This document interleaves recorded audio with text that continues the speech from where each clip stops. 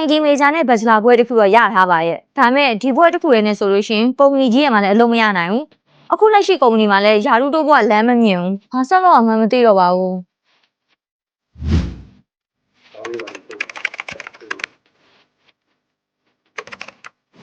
ညီမက ID နဲ့အကြောင်းမပြပါဘူးဒါပေမဲ့အလုပ်ရှာရဲ့အခါမှာပုံမအခွင့်အလမ်းနေများအောင် master ထပ်တက်ချင်တာဒါပေမဲ့အချိန်များလည်းမပေးနိုင်ဘူး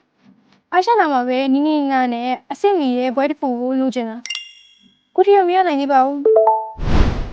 ဒီပညာပိုင်းမှာ bachelor ရပြီးထားပေမဲ့ကိုယ့်ရဲ့ career အခွင့်အရေးကိုမြင့်တင်ဖို့အတွက်ကမ္ဘာအဆင့်မီ master ဘွဲတစ်ခုကိုအချိန်တိုတွင်းရည်ကျင်နေဆိုရင်တော့စင်ကာပူအခြေစိုက် Australia တက္ကသိုလ်တစ်ခုဖြစ်တဲ့ James Cook University JCU ရဲ့ Master of Information Technology MIT program ကအကောင်းဆုံးအဖြစ်တစ်ခုဖြစ်မှာပါ JCU ဟာဆိုလို့ရှိရင်တော့ EduTrust Star ကိုပထမဦးဆုံးနဲ့3ကြိမ်တိုင်ရရှိထားတဲ့အဆင့်မီတက္ကသိုလ်တစ်ခုလည်းဖြစ်ပါတယ် JCU ရဲ့ MIT program ဆိုလို့ရှိရင်တော့တစ်နှစ်တည်းတက်အောင်မှာဖြစ်လို့အချိန်တိုအတွင်းမှာပဲ Australia ရဲ့အတိအမှတ်ပြု Master ဘွဲတစ်ခုကိုရရှိနိုင်မယ် Australia ဘွဲကိုရဖို့စင်ကာပူနိုင်ငံမှာပဲတက်ရအောင်မှာဖြစ်တဲ့အတွက်ကုန်ကျစရိတ်အများကြီးပိုတက်တာမယ်လုပ်ငန်းဝင်မှုအတွက်အသင့်ဖြစ်စေမဲ့ real world project တွေ internship တွေနဲ့ industry challenge တွေမှာကိုယ်တိုင်ပါဝင်လက်ဆောင်ရမှာပဲဖြစ်ပါတယ် artificial intelligence cyber security IT management software engineering စတာတွေကိုအထူးပြုသင်ယူနိုင်မှာပဲဖြစ်ပါတယ် program duration ကတော့တစ်နှစ်ကနေ16လကြာမြင့်မှာပဲဖြစ်ပါတယ်2026အတွက်ဆိုရင်တော့ September intake ပဲကျန်တော့တာဖြစ်ပြီးတော့ scholarship အခွင့်အရေးလည်းရှိနေရမလို့အမြန်ဆုံးလျှောက်ထားလိုက်တော့နော်